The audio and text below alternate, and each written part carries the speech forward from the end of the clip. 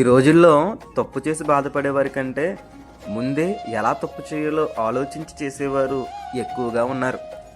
విశ్వాసులు కూడా అలాగనే ఉన్నారు. విశ్రాంతి దినాన్ని పరిశుద్ధంగా ఆచరించమని దేవుని వాక్యం సెలవిస్తే ఆ దినమున అనేకమైన పనులు కల్పించుకుని ఆయన సన్నిధికి రాకుండా మరి ఒక వారంలో వచ్చి ఆయనను క్షమాపణ అడుగుదామని ఈ వారమే అనుకునేవారు ఎంతమంది లేరంటారు?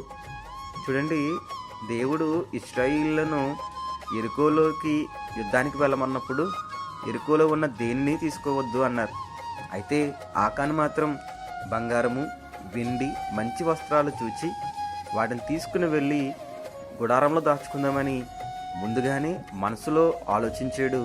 తర్వాత తీసుకుని వెళ్ళి దాచుకున్నాడు. ఆకాను చేసిన పాపం ఇశ్రాయేలును యుద్ధంలో ఓడించింది, తన కుటుంబాన్ని నాశనం చేసింది. ఒక చిన్న తప్పు ఆలోచన పెద్ద నాశనాన్ని తీసుకొచ్చింది కదా. ఈరోజు మన మన ఆలోచనలు మన ఆధీనంలో ఉండాలంటే దేవుని భయం కలిగి జీవించాలి. మరి నీవు దేవుని భయం కలిగి జీవిస్తున్నావా? ఆలోచించి నేస్తమా?